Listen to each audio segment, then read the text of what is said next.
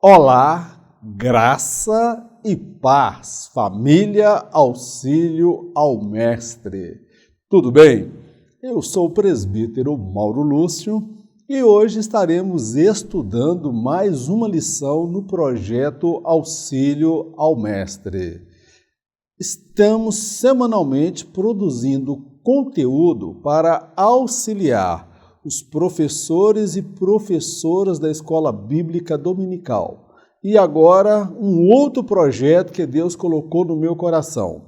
Às terças-feiras, última terça-feira, dia 20 de agosto, eu estive ministrando na igreja aqui da minha cidade, Escatologia Bíblica. Será uma série de 6 a 7 semanas estudando o tema A Volta de Jesus e os desdobramentos da volta de Jesus. É um tema escatológico maravilhoso que já está no YouTube a primeira aula e na semana que vem, terça-feira, 27, estaremos ministrando também a segunda aula. Você é meu convidado especial. Juntos podemos realizar um grande trabalho que glorifique o nome do nosso Senhor.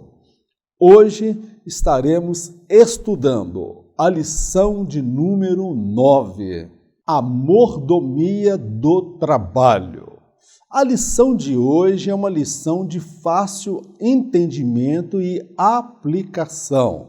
Talvez não precisamos ficar tanto na teoria, mas na prática desta lição, porque o trabalho ele não surgiu em virtude da queda do homem. O trabalho sempre foi do propósito de Deus que o homem estivesse trabalhando, porque Deus trabalha. Deus é o Deus de projetos, realizações, e Ele estabeleceu também projeto para os seus seres, para a sua criatura. Então é sobre isso que nós queremos falar, a mordomia do trabalho. O trabalho de Deus na Bíblia. Nesse primeiro tópico, nós vamos nos ater a falar sobre a ação de Deus na criação do mundo, ou seja, como Deus trabalhou na criação do mundo, o trabalho de Deus ao longo da Bíblia. Então, nós vamos tirar esse tópico para abordar especificamente o trabalho sobre a ótica divina, o trabalho de Deus na criação do universo. A Bíblia começa com a narrativa de Deus criando o universo na dimensão física a qual conhecemos. Não há um relato de quando e como ele criou a dimensão do mundo espiritual. O que se pode perceber é que Deus está sempre envolto em trabalhos e projetos a curto, médio e longo prazo. É de se esperar que aos seres celestiais e até ao homem ele tenha estabelecido projetos e trabalhos específicos. Há um propósito de Deus na vida de cada pessoa que nasce. Ele não destinou uns para salvação e outros para condenação. Deus, ele trabalhou na criação do universo. A narrativa bíblica começa dizendo: no princípio criou Deus os céus e a terra. A terra era sem forma e vazia, e o Espírito de Deus se movia sobre a face das águas. Então o relato começa da narrativa da criação do mundo físico, da dimensão do mundo físico. Mas não há relato na Bíblia de quando Deus trabalhou, quando da criação do mundo espiritual. Porque Deus criou tanto a dimensão do mundo espiritual como a dimensão do mundo físico. Então, Deus sempre está envolvido com projetos, trabalhos e realizações. Então, nós podemos perceber que é de se esperar que esse Deus que trabalhou na dimensão espiritual, criando o mundo espiritual, criando o mundo físico, ele está sempre trabalhando, está sempre com projetos. Então, era de se esperar que aos seres celestiais, os anjos, e ao homem, ele tenha estabelecido projetos e trabalhos específicos. Os anjos que habitam com Deus, que preservaram o seu estado de glória, eles também trabalham. E os homens, Deus também deu trabalho, projetos. Deus tem uma obra na minha vida, Deus tem uma obra na sua vida. Então, Ele é um Deus que trabalha. Então, há um propósito de Deus na vida de cada pessoa que nasce. Ninguém vem a este mundo por um acaso. Ele não destinou uns para a salvação e outros para a condenação. Antes, compreendemos que Ele trabalhou para que todos fossem salvos. Só que existe a questão do livre-arbítrio. Ninguém vai ser salvo na marra contra a sua vontade. Existem os critérios estabelecidos por Deus através do sangue de Jesus. Então Deus trabalhou na criação do universo, visível, material, mas também Ele trabalhou na criação da dimensão do universo espiritual, o mundo, a eternidade, onde habitam os anjos. O relato de Deus na criação do homem. Ao criar o primeiro homem, Deus o fez de forma que este se difere de toda a criação. Primeiro, todas as demais coisas Ele determinou e tudo veio à existência. Segundo, tudo foi criado do nada. Quanto ao homem, este foi criado a partir de um material já existente, o pó da terra. Sua formação se deu de um ato contínuo e não de um ato instantâneo, como os demais elementos da criação. Deus não faz nada que seja de improviso. Tudo é primeiro pensado, planejado e depois executado segundo o seu propósito.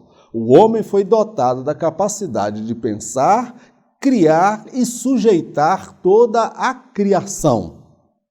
Quando nós observamos Deus formando o homem, no primeiro subtópico nós falamos Deus formando o universo, criando a terra, os céus. E agora Deus criando o homem. A criação do homem, a forma como Deus o criou, o difere de todas as demais obras da criação. Porque todas as demais coisas, o primeiro ponto eu destaco o seguinte: Deus determinou, haja e houve, Ele determinou. Segunda coisa, todas as demais coisas da criação, ou do ato da criação, foram feitos a partir de material desconhecido e invisível. Não há relato que material foi esse. Agora, a criação do homem não foi um ato instantâneo da parte de Deus. Ele vai dizer, vamos fazer o homem, que haja o homem, por exemplo. Ele não disse, haja o homem, ele disse, façamos. Então, não foi algo imediato. O projeto, a forma como Deus fez o homem é uma forma diferente. Não foi um ato instantâneo, foi um ato que prolongado. Deus veio moldando, dando forma, e soprou nas suas narinas o fôlego de vida. E a outra coisa que eu destaco, que difere o homem de toda a criação. O homem é o único ser da criação que foi criado a partir de um material já existente, que é o pó da terra. Nenhum outro elemento, nenhuma outra criação foi criada como o homem. Então, meu querido, nós compreendemos que Deus não faz nada de improviso. Tudo é pensado, planejado e depois executado. Amém, querido? Então, o homem foi criado por Deus de uma forma especial e dotado da capacidade de pensar, criar e sujeitar toda a criação que Deus colocou diante dele. Glórias a Deus. Deus continua a trabalhar. Após ter criado todas as coisas visíveis e invisíveis, Deus fez uma pausa na criação, pois ele vira que tudo estava conforme havia planejado e executado. Deus não se cansa ou tampouco descansa. Ele trabalha nas duas dimensões, a espiritual e a física. Cada ser criado é alvo da sua atenção e cuidados. Jesus trabalhou na construção da dimensão do mundo espiritual e dos seres angelicais. De igual modo, atuou na construção do mundo físico. Antes de retornar ao céu, ele assegurou que iria preparar morada para todos que o aceitassem como seu único e suficiente Senhor e Salvador. Então nós observamos, no primeiro subtópico, Deus criou o universo. No segundo subtópico, Deus criou o homem. Nesse terceiro subtópico, Deus continua a trabalhar. Há uma linha de interpretação que afirma que o mundo pertence a Deus por três razões. Primeiro, por direito de criação. Segundo, por direito de preservação. Terceiro, por direito de redenção. Ele criou, preservou e redimiu. Glórias a Ele. Então, Deus continua a trabalhar. Então, meu querido, quando a Bíblia fala, e criou Deus, e no sétimo dia Ele descansou, eu preciso compreender, e você também compreender, que Deus não estava cansado, conforme alguns irmãos podem pensar. É que Ele compreendera que tudo estava segundo aquilo que Ele havia planejado, arquitetado e executado. A obra já estava completa. A criação e o homem. Então, Deus ele não se cansa, tá bom, meu irmão? Ele não está sujeito ao tempo, ao cansaço, e ele nem descansa. Guarda de Israel não cansa, não dorme. Ele trabalha muito mais do que 24 horas por dia, porque Deus não está limitado ao tempo. Nós percebemos o seguinte, Jesus, ele trabalhou na construção da dimensão do mundo espiritual e dos seres angelicais.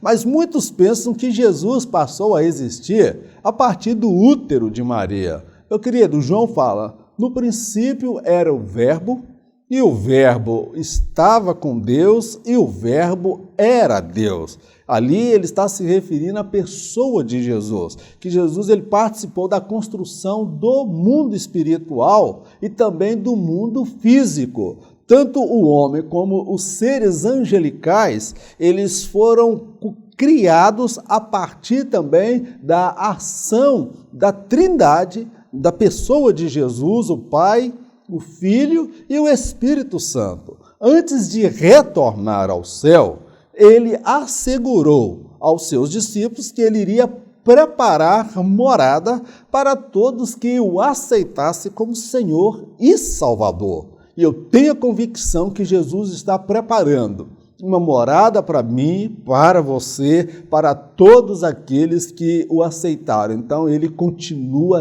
trabalhando. Esse é o Deus que nós servimos. Nunca houve na história, nunca houve na antiguidade um Deus que trabalhasse a favor daqueles que nele espera. Deus é Deus de trabalho.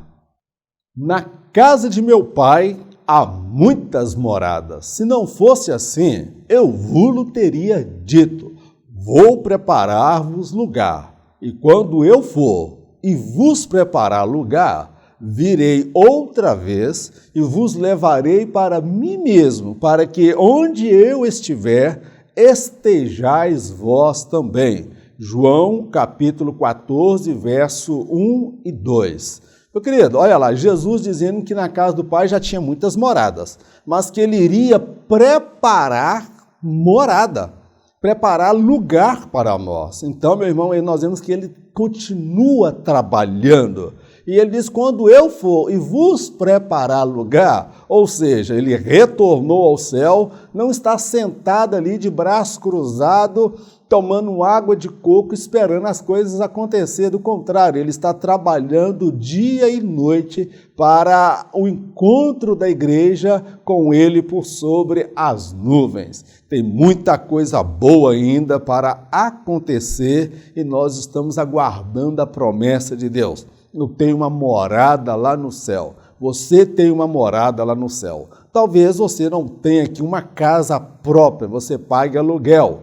Talvez você more de favor em virtude da circunstância e o momento que você está vivendo. Mas uma coisa é certa, todos aqueles que aceitaram a Jesus como Senhor e Salvador e forem fiéis a Ele, meu irmão, vai ter uma morada reservada para Ele lá na eternidade no céu. A Bíblia e a mordomia do trabalho. Nesse tópico de número 2, nós vamos falar sobre a mordomia do trabalho, sobre a ótica bíblica. O trabalho, ele surgiu após a queda do homem ou antes da queda do homem? Quando Deus cria Adão e Eva, qual era o projeto de Deus para eles? Eles ficariam ociosos lá no Jardim do Éden, ou Deus estabeleceu projetos para eles? É sobre isso que nós queremos falar nesse tópico. O homem foi criado para o trabalho.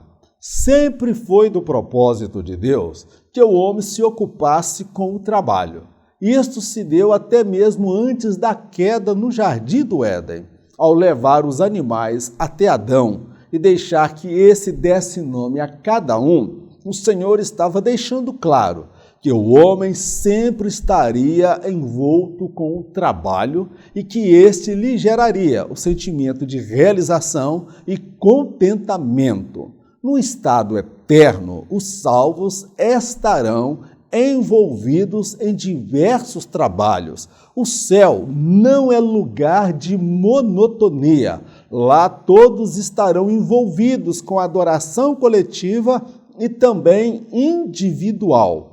Há bilhões de planetas e estrelas a serem exploradas. Deus deseja que conheçamos as obras de suas mãos. Observa esse tópico.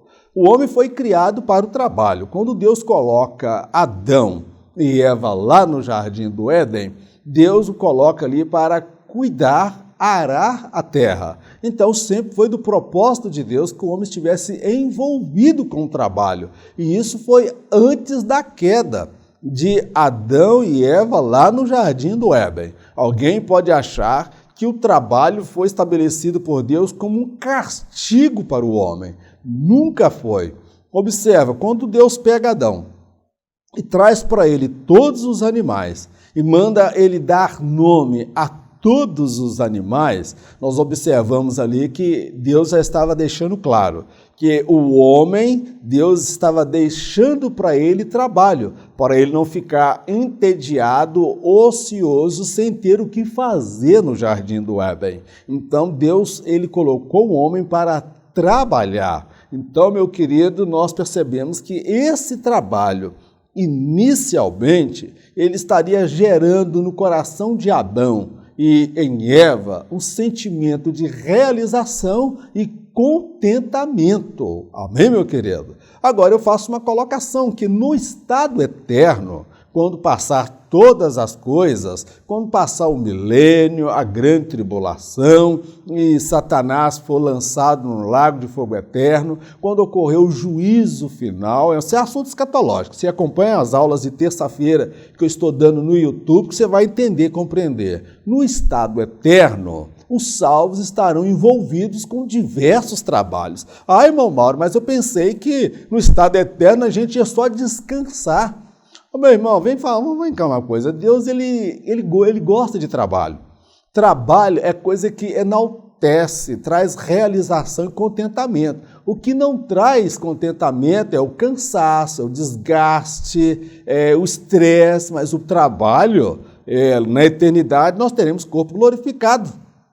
Observa, quando nós estudamos os astros, que é astronomia, nós ficamos maravilhados quando vemos, por exemplo, vou colocar para você aí uma imagem de diversos planetas que existem no universo. São várias categorias, são vários sistemas solares. A Via Láctea é apenas uma dentre milhões ou bilhões de outras. Existem bilhões de planetas e estrelas que não foram catalogados e conhecidos pelo homem.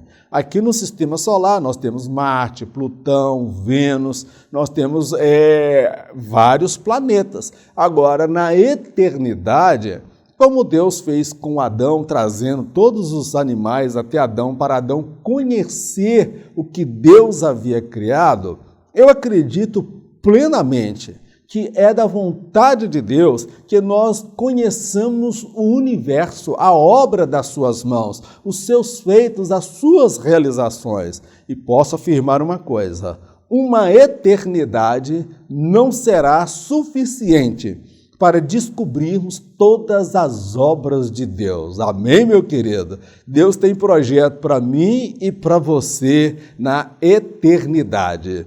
E eu quero fundamentar o que eu estou dizendo, meu querido.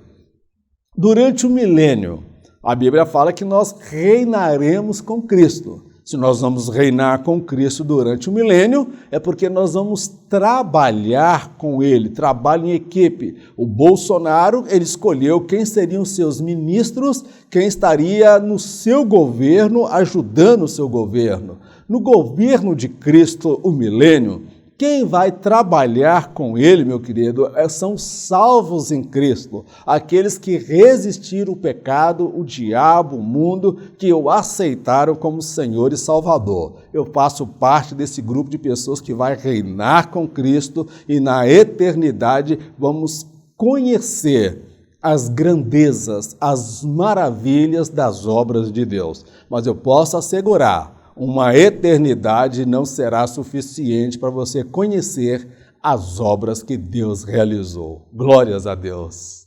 O trabalho antes da queda. O homem não é fruto de um acaso, conforme alguns possam afirmar. Ele foi criado pelo próprio Deus com propósitos específicos. A princípio, a primeira atividade de Adão e Eva era administrar o jardim do Éden.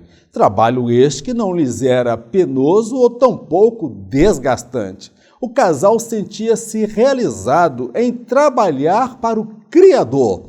Todos os dias, ao término do expediente, eles desfrutavam da doce e maravilhosa presença de Deus a falar com eles. Meu querido, eu fico imaginando o que era o trabalho de Adão e Eva antes da queda. Primeiro, era um trabalho que trazia contentamento, que trazia realização. Se imagina, Deus põe Adão e Eva lá no jardim do Éden e sem nada para fazer. Meu irmão, eles iam estar em depressão, iam ficar ocioso e não iam ser produtivos. E Deus é um ser criativo. Ele deu ao homem 100% da sua capacidade intelectual, vigor físico, meu irmão, ânimo, disposição para trabalhar. A primeira atividade que Adão e Eva conheceu, meu irmão, era cuidar do jardim do Éden. E ao término, meu irmão, de cada expediente, olha que coisa maravilhosa, o próprio Deus apresentava-se a ele para conversar com o casal. A Bíblia não fala, mas eu imagino, eu posso imaginar. Deus falando: e Adão, como é que foi o seu dia? Como é que foi o seu trabalho? E Adão contando dos seus feitos, dos seus trabalhos, o que ele havia feito no jardim do Éden. Eva, como é que foi o seu dia, minha filha? O que você fez hoje? E Eva, com a maior alegria, falando para Deus, porque, Senhor, eu peguei umas flores lindas, eu plantei, eu joguei água, cultivei, estou trabalhando, eu estou com tal projeto em mente para a gente ampliar esse jardim. Meu querido, era um momento ali de comunhão, de diálogo. Ô, meu irmão, que final de expediente maravilhoso. O casal trabalhava durante o dia e na viração do dia eles desfrutavam da doce presença e maravilhosa glória de Deus ali diante deles, e falava com eles, e eles falavam diretamente com Deus. Ô, irmão, era algo maravilhoso. Mas você deve estar perguntando: irmão Mauro, mas a Bíblia fala que ninguém vê a Deus e pode sobreviver. Mas Deus se apresentava de uma forma que Adão e Eva pudessem contemplá-lo e não morrer. Deus se apresentava de uma forma, como nós compreendemos, de teofania, é Deus tomando uma forma visível que o homem pudesse ver, porque Adão e Eva, eles nunca viram Deus na sua glória, na sua majestade, porque a carne e sangue, meu irmão, não pode ver a Deus e sobreviver para contar a história, tá bom, meu querido? Então, o trabalho antes da queda, ele era prazeroso, glorioso e trazia contentamento, mas o gostoso mesmo era o final do expediente, meu irmão. Vamos trabalhar hoje para Jesus, porque quando cessar o trabalho, quando cessar o expediente, a trombeta soar, nós vamos estar diante do nosso grande Deus. Vale a pena trabalhar para o nosso Deus. Faça isso com amor, com zelo, com dedicação, porque a melhor parte ainda está por vir, quando você estiver frente a frente com Deus e conversar com Ele. E você vai falar: valeu a pena, Senhor, foi bom demais servir e trabalhar e continuar trabalhando para o Senhor. Glórias a Deus. O trabalho depois da queda. O trabalho de administrar o jardim do Éden até então era prazeroso. Após a queda, tanto o homem quanto a natureza sofreram efeitos colaterais nocivos. A natureza teve na serpente sua representante no processo da queda do homem. Daí a razão de ser ela alvo das maldições. Ao homem foi decretado a labuta, exaustão, o esforço físico e mental para extrair o pão de cada dia. O homem tem no trabalho boa parte da sua ocupação diária. Em casos mais extremos, a estafa, o estresse e até a depressão têm feito parte da realidade da vida de muitas pessoas. O trabalho após a queda, meu irmão, ele tomou um outro caráter. É por isso que alguns irmãos têm dificuldade de compreender que lá na eternidade, no estado eterno, nós iremos trabalhar, porque estamos associando o trabalho com o cansaço, com o desgaste emocional, desgaste físico, com o estresse, com frustração, com decepção. O trabalho, depois da queda, ele foi tudo isso que você está imaginando. O homem passou agora, no meio de muito esforço, a terra não dava o alimento com tanta facilidade como antes. Começou a surgir mato, ele tinha que cortar, arrancar, porque a terra passou a ser maldita por causa de Adão e Eva. Você deve estar se perguntando: mas irmão Mauro, mas se foi Adão e Eva que pecaram, por que então que os animais, a natureza, toda a criação foi amaldiçoada?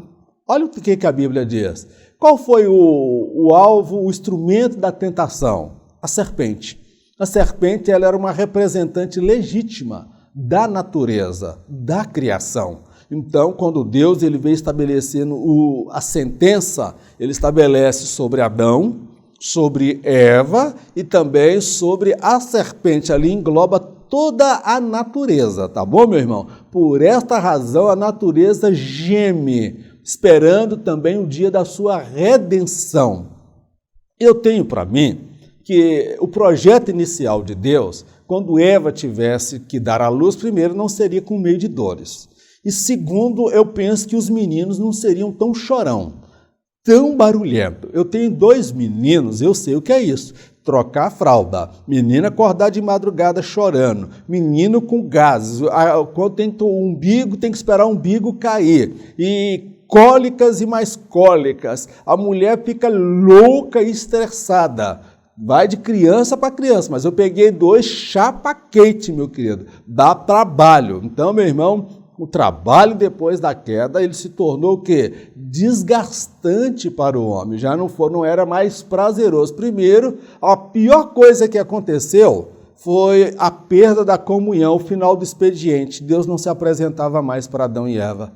Foi o que eles mais sentiram, talvez não foi a labuta do trabalho, mas era a ausência de Deus. Meu querido, nós podemos perder tudo nesta vida, mas nós não podemos perder a presença de Deus na nossa vida. Talvez os nossos projetos não tenham sido bem sucedidos conforme nós imaginamos.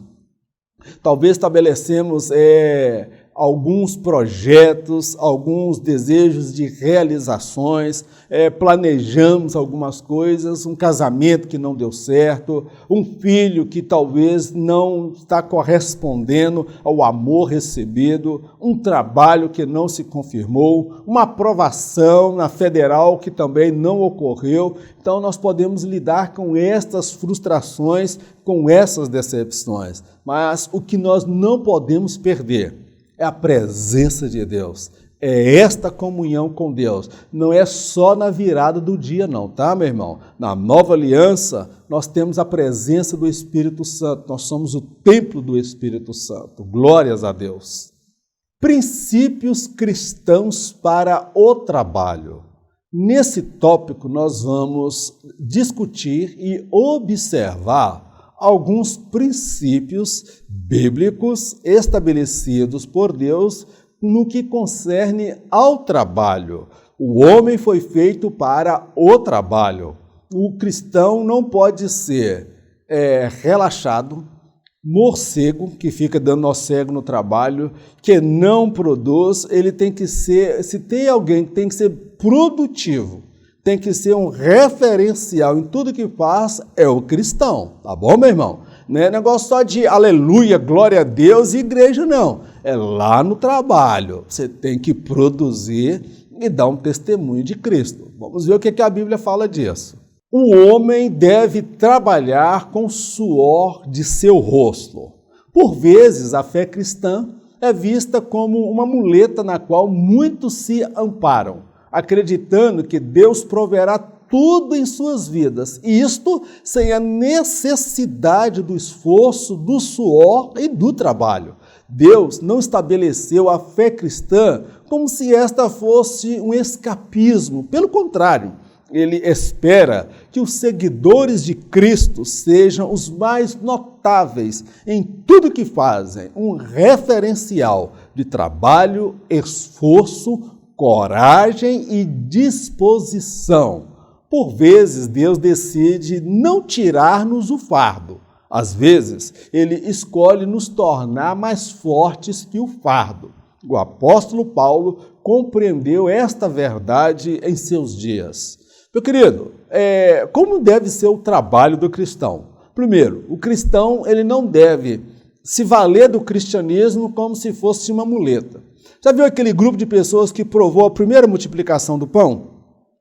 Depois Jesus multiplicou o pão a segunda vez. Depois que ele multiplicou a segunda vez, talvez Jesus percebeu gente trazendo bacia, gente trazendo vasilha, gente trazendo bolsa, sacos para colocar alimento, porque o pessoal achou agora o seguinte: nós não precisamos mais trabalhar, porque agora a gente já tem quem prover tudo para nós. Meu irmão, o cristianismo, ele não é muleta não, meu querido. O cristianismo é uma fé viva. A fé, ela não anula a necessidade do trabalho, do contrário, eu trabalho e pela fé eu vou romper os meus horizontes. Então, há muitas pessoas que estão equivocadas acerca da fé cristã. Eles acham que por ter fé em Deus, Deus vai fazer um milagre do dia para a noite. Espera lá, a Bíblia, ela não é a lâmpada de Aladim, não, meu querido, que você esfrega e o milagre já vem e tudo que você deseja acontece. Então, Deus não poupa o homem do esforço, do trabalho, da dedicação, de correr atrás, de se qualificar, de se capacitar. Quando a Bíblia fala crescer na graça e no conhecimento, isso aí envolve também o trabalho até do pastor. O pastor ele tem que buscar conhecimento de Deus. Isso aí é fazer, se possível, fazer uma faculdade, fazer um curso teológico, nem que seja o básico do ETAD, que eu tive a oportunidade de fazer, indico para todo mundo. Então, meu querido, Deus não estabeleceu a fé cristã como se fosse um escapismo. O que é escapismo? É uma forma de querer fugir da realidade do sofrimento. Pelo contrário, o cristão, ele trabalha, ele tem que se esforçar, ele espera, Deus espera que os seguidores, os cristãos, sejam os mais notáveis em tudo que fazem, meu querido. Na faculdade, você tem que ser aluno de destaque, no que quesito? As melhores notas? Também pode ser, mas você não é de ficar pendurando no grupo, Eu participei, estudei na faculdade, no curso de jornalismo, tinha várias pessoas lá que se diziam cristãos, que era ruim de trabalho, não dava conta da responsabilidade que lhe foi confiada em trabalho de grupo, se dependesse dele o grupo todo seria reprovado e era crente, que dava mau testemunho lá, passou no Ctrl+C, Ctrl+V, porque não demonstrava esforço. Meu irmão, Deus quer que nós sejamos como Daniel na Babilônia, meu querido. Aqueles 4 jovens que foram para a Babilônia, eles eram notáveis em tudo o que faziam. Era um referencial de trabalho, esforço, coragem e disposição. Daniel orava 3 vezes ao dia, mas ele trabalhava, não ficava só de oração não, meu querido. Então há tempo para todas as coisas, tempo para buscar Deus, tempo para trabalhar, tempo de ir à casa do Senhor. Por vezes, meu querido, Deus decide não tirar-nos o fardo. Ele não tira o fardo, às vezes nós estamos cansados, o trabalho é desgastante, tem pessoa que queria ter mais tempo para poder buscar a Deus. Então o que acontece? Tem hora que Deus não tira o fardo, mas quando Ele decide não tirar o fardo, Ele vai nos tornar mais fortes que o fardo. E Paulo, ele compreendeu essa verdade e eu quero deixar um versículo para você para fundamentar o que eu estou dizendo. Porque vós mesmos sabeis como convém imitar-nos, porque não nos ouvemos desordenadamente entre vós, nem de graça comemos o pão de algum homem, de homem algum, mas com trabalho e fadiga, trabalhando noite e dia, para não sermos pesados a nenhum de vós, não porque não tivéssemos autoridade, mas para vos dar em nós mesmos exemplo para nos imitardes. Irmão, Paulo pregava o evangelho, doutrinava, ensinava, passava vigílias, ele era um evangelista, ele estava envolvido com a obra de Deus. Mas só tem uma coisa, Paulo trabalhava de noite e de dia. Ele não ficava, meu irmão, tirando proveito do cargo e a função que ele exercia. Ele tinha autoridade como apóstolo para receber o sustento, mas ele abriu mão do sustento. Irmão, e quanta briga tem dado no nosso meio por causa do sustento, por causa do tal do dízimo e da oferta que está todo mundo, muita gente aí de zóio grande aí, que só quer saber do dízimo e da oferta. E Paulo, ele abriu mão, tá bom, meu querido? Não estou dizendo que não seja lícito o seu pastor, o obreiro, ser sustentado, mas o caso de Paulo é porque ele decidiu ser um exemplo nesse quesito, para que todos pudessem olhar para o exemplo dele. Então Deus poderia ter tirado dele esse fardo, e não tirou. O que Deus fez? Renovou nele o vigor, a disposição e o desejo, meu irmão, de trabalhar e de ser produtivo. Então tem hora que Deus não tira o fardo da nossa vida, é para nós termos um referencial de conduta para aqueles que virão após nós. Eu tenho uma experiência pessoal que quando minha esposa sofreu o AVC hemorrágico, eu tive que aprender a lavar, cozinhar, mexer na máquina, dar banho, trocar fralda, dormir de madrugada, dar medicação logo cedo pela manhã, cuidar dos meus 2 filhos, ajudar no período escolar com trabalho escolar, tinha que levá-la para fazer exames, continuo levando todos os dias de segunda a quinta-feira para aula de Pilates, ou seja, eu tive que me desdobrar. Deus renovou o meu vigor e a minha força. E tudo isso nós fazemos com um sentimento de gratidão a Deus. Quando Deus decidir não tirar o seu fardo, Ele vai te tornar mais forte do que o fardo. E não vai lhe ser tão pesado assim. O trabalho deve ser diuturno. Sob a ótica bíblica, o trabalho deve ser uma prática constante na vida do homem, salvo em raras exceções em que este, por razões de força maior, não pode fazê-lo. O corpo e a mente do homem foram criados para serem usados de forma produtiva, visando o bem-estar da sociedade, da própria pessoa e sua família. O Japão saiu da Segunda Guerra totalmente destruído. Após 60 anos, se reerguia, como uma das maiores economias do mundo. O segredo foi muito trabalho, visão de coletividade, patriotismo e superação. E, querido, o trabalho na vida do homem, ele tem que ser constante.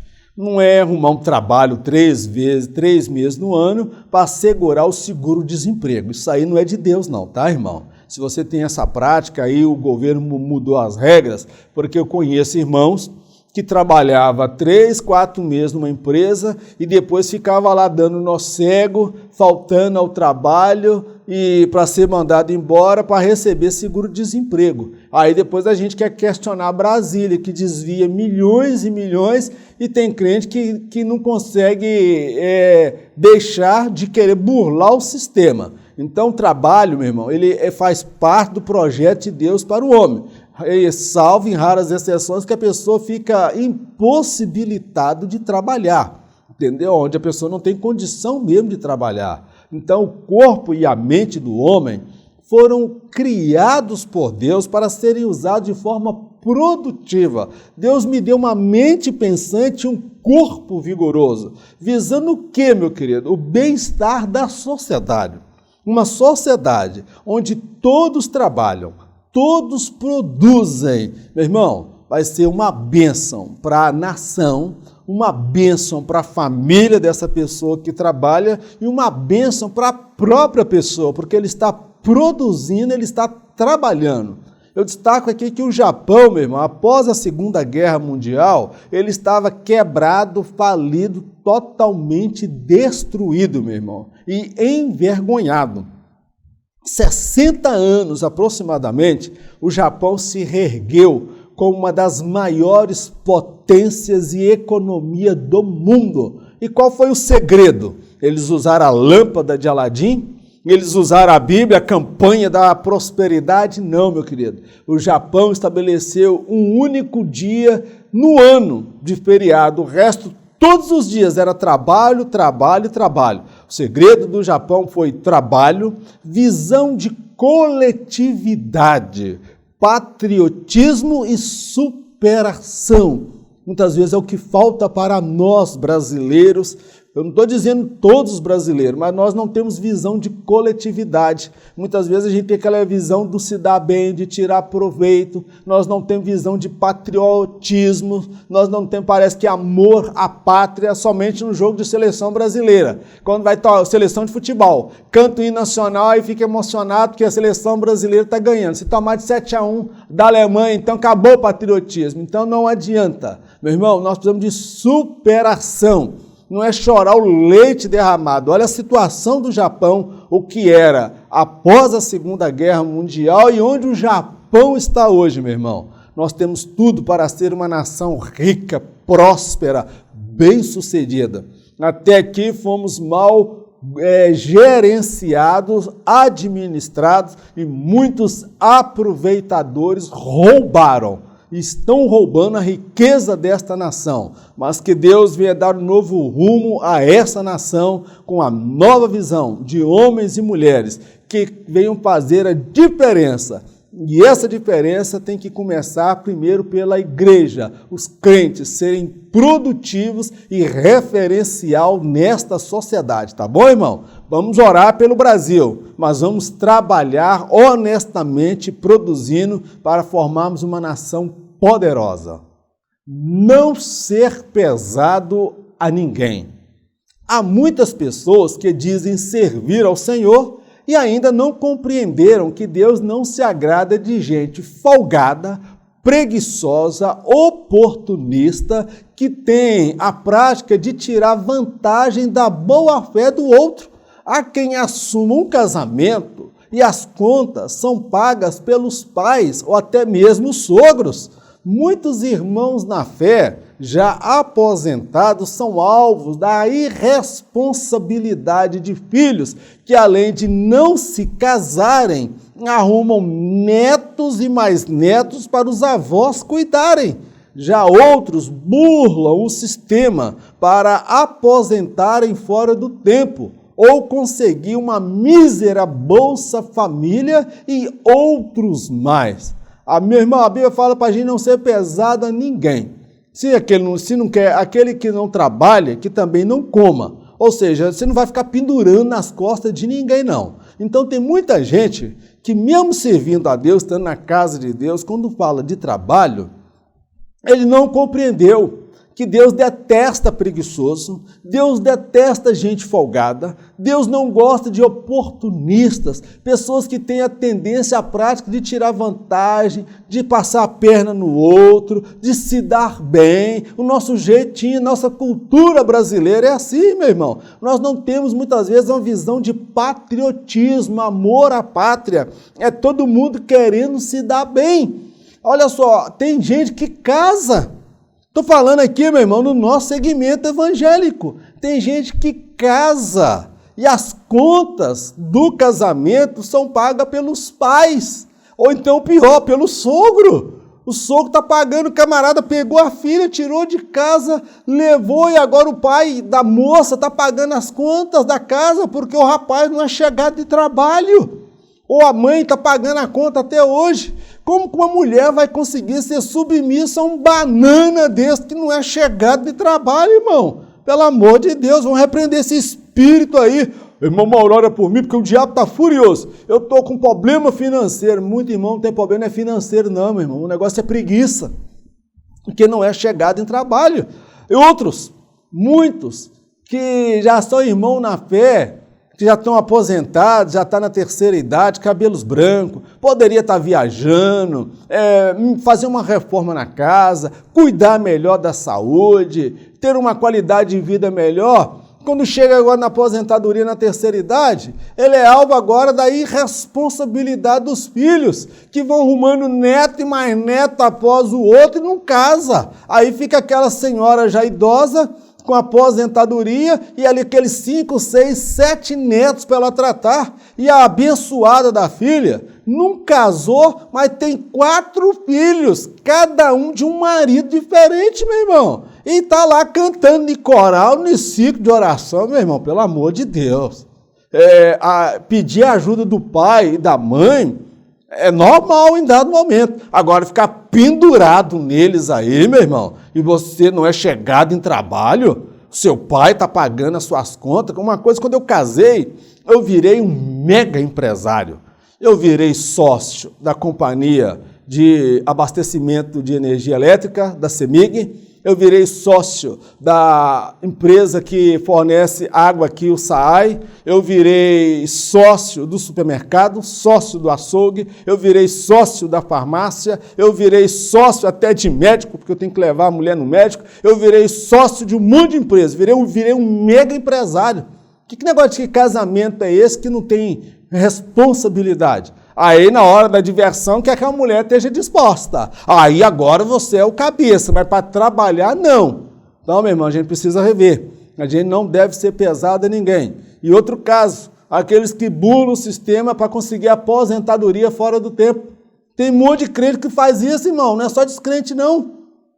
Tem muita gente que faz isso, está tendo a reforma da Previdência aí, tem gente torcendo a cara de cara feia, que quando passar no pente fino vai descobrir gente aí que usou de falcatrua para conseguir aposentadoria. E não é de Deus isso não, meu irmão, isso é um espírito do inferno, isso é um espírito de engano. Isso aí é querer ficar pendurado, é dinheiro público. Esse dinheiro aí, meu irmão, muita gente está trabalhando para trazer o seu sustento. Outros burlam o sistema para conseguir uma mísera Bolsa Família.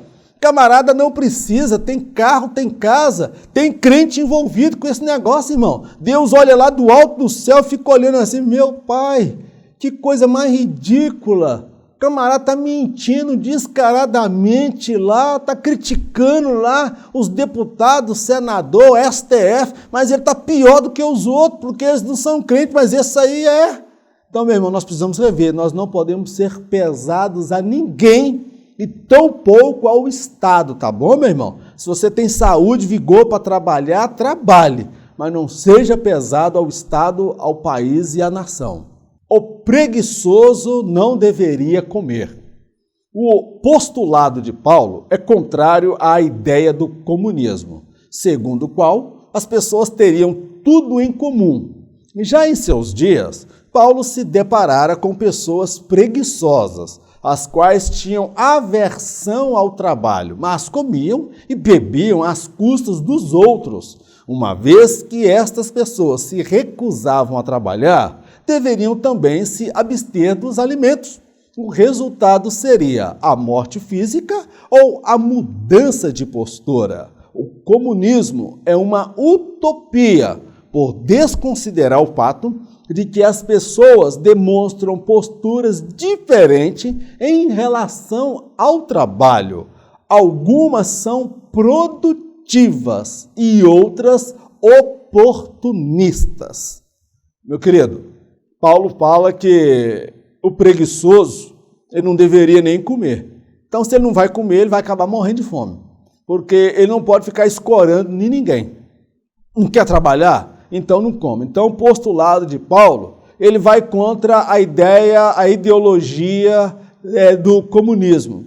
O comunismo, ele parte do princípio que as pessoas teriam tudo em comum. O mesmo carro, a mesma casa, a mesma televisão, a mesma geladeira. Então, essa ideia do comunismo, irmão, ela acaba se tornando uma utopia. Porque Paulo, nos seus tempos, já nos seus dias, na comunidade cristã, ele já se deparou com gente que não era muito chegada de trabalho, gente que vivia, meu irmão, de forma desordenada, que não produzia, gente preguiçosa, gente folgada, gente aproveitadora. E Paulo mandou um recado para ele, olha, se alguém não trabalha, então mãe que não coma. Não vai ficar tratando marmanjo aí, que fica pendurando os outros, não, meu querido. Então, estas pessoas, elas se recusavam a trabalhar.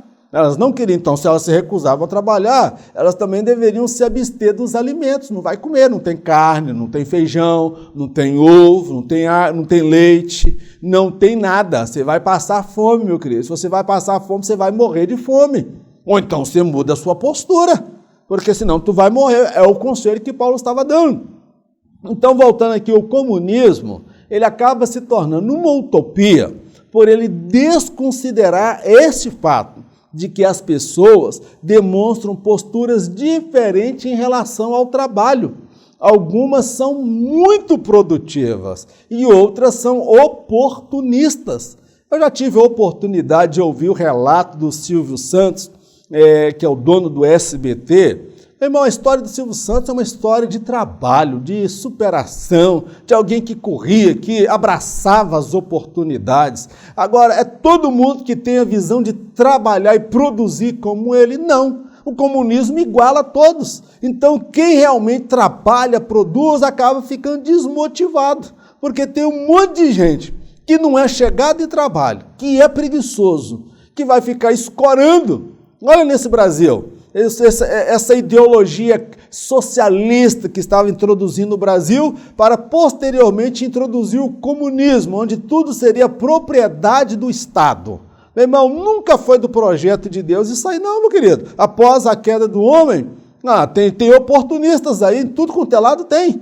Tanto na política como fora da política, na religião. Eu conheço. Então, meu irmão, nós estamos lidando com a natureza de um homem decaído.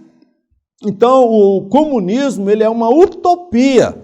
Quem vai estabelecer, meu querido, o comunismo? Aqui, meu querido, nem Jesus vai estabelecer o comunismo. Ele vai estabelecer o milênio. E todos vão trabalhar no milênio. No milênio não vai ter bolsa isso, bolsa aquilo. Todo mundo tem que trabalhar, tirar o sustento, não vai ter preguiçoso, folgado, não vai ter assistência social. Meu querido, no milênio todo mundo vai ter disposição e vigor para trabalhar, tá bom, meu querido? Porque Jesus trabalha, o Pai trabalha, o Espírito Santo trabalha, os anjos trabalham, os salvos em Cristo reinarão com ele, estarão trabalhando. Então, Jesus ele não vai admitir preguiçoso, folgado, pendurado no outro, não, vai ter que produzir.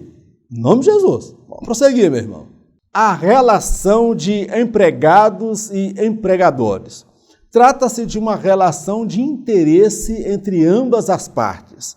Um detém o capital, o outro detém habilidades para exercer a função. Toda relação pressupõe direitos e deveres. O desequilíbrio entre as partes é prejudicial para ambas. O discurso do vitimismo tende a satanizar uma das partes, tornando a relação cada vez mais tensa. O trabalho escravo ocorreu em muitos países ao longo da história. Hoje, o trabalho semi-escravo é um mal a ser combatido por muitos governos. Um dia, ambas as partes serão devidamente julgadas pelo próprio Deus. Aí, quando nós falamos de patrão e empregado, meu irmão, aí vem o discurso de esquerda, vou dar nome aos boi, o discurso de esquerda, a burguesia, o proletariado, os que detêm o capital, eles são contra a classe trabalhadora que está sempre sendo explorada. Vamos lá, meu querido, primeira coisa, Jesus disse que os pobres sempre os tereis convosco. A pobreza não é sinônimo de maldição ou de miséria espiritual. Ou tampouco a riqueza, ela é sinônimo de aprovação de Deus e abundância espiritual. Precisamos entender isso aqui. A relação entre empregado e trabalhadores é a seguinte, é uma relação de interesse. Por que uma relação de interesse? De um lado, o que detém o capital, o patrão, ele tem o dinheiro. Do outro lado da ponta está o trabalhador. O patrão precisa da mão de obra. O empregado, ele quer o salário, o dinheiro. Então, o patrão precisa do empregado, o empregado precisa do patrão. É uma relação de interesse. E toda relação, ela pressupõe direitos e deveres. O desequilíbrio entre estas relações, entre essas partes, ele é prejudicial para ambos. Aí nós vamos pegar, por exemplo, no Brasil, é difícil você ser patrão.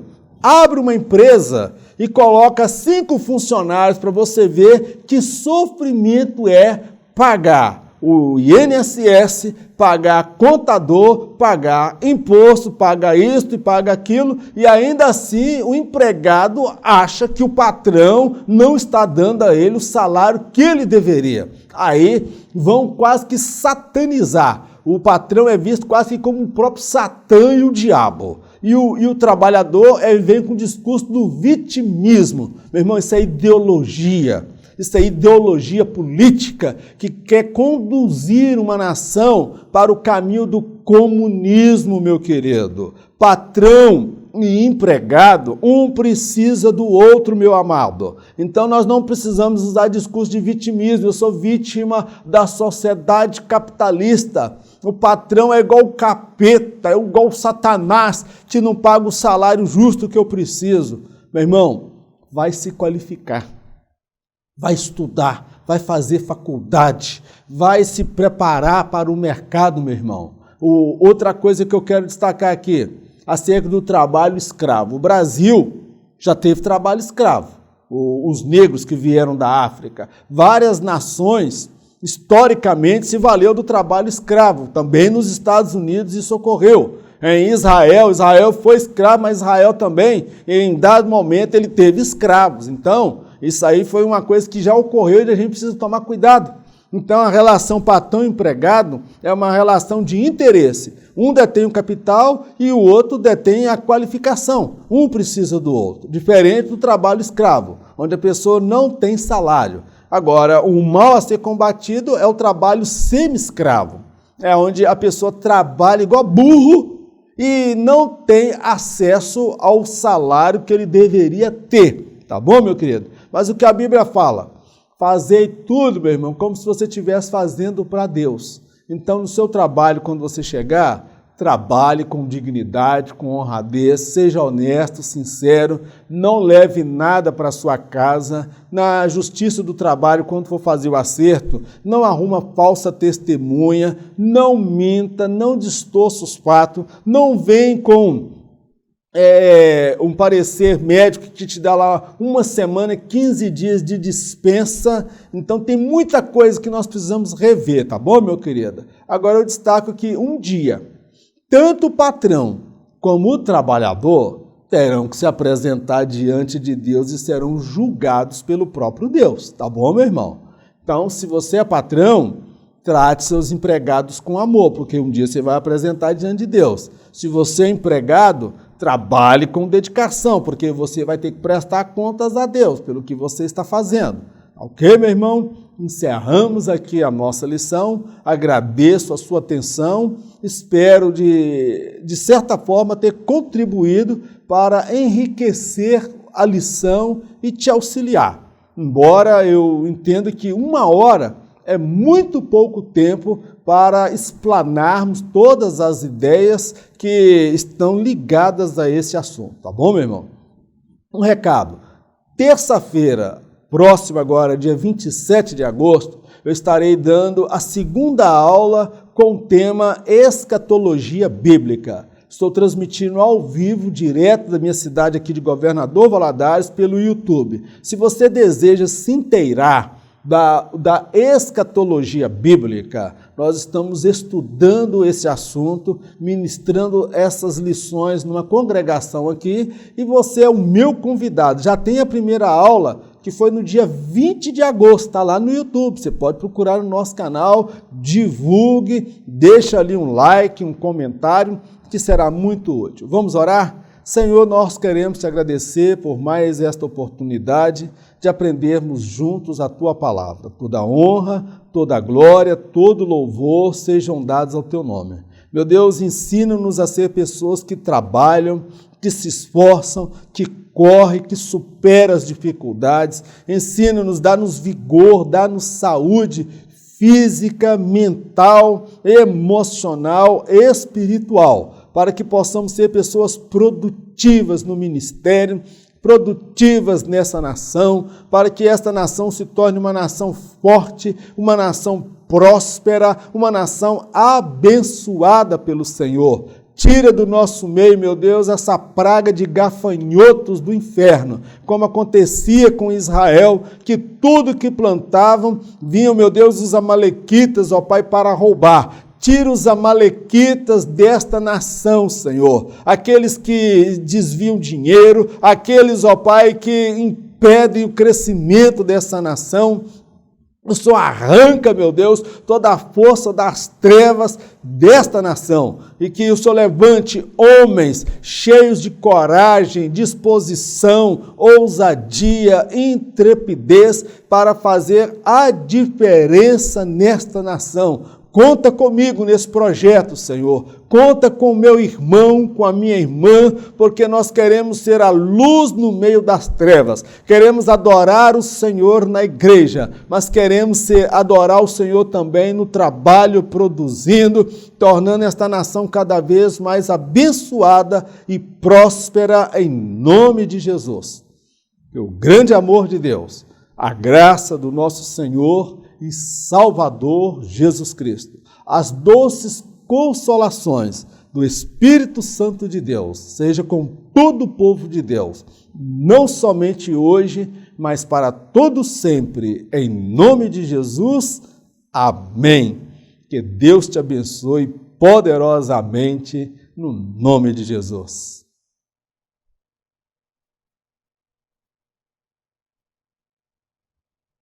Pensou que eu tinha esquecido, né? Em caso de arrebatamento, eu não estarei aqui para ministrar a próxima lição. Em caso de arrebatamento, nem eu e nem você estaremos aqui para assistir a próxima lição, que nós estaremos subindo por sobre as nuvens, encontrando com o nosso Senhor Jesus. Esta é a minha esperança, este é o meu maior projeto de vida. Fique na paz, Deus te abençoe, em nome de Jesus.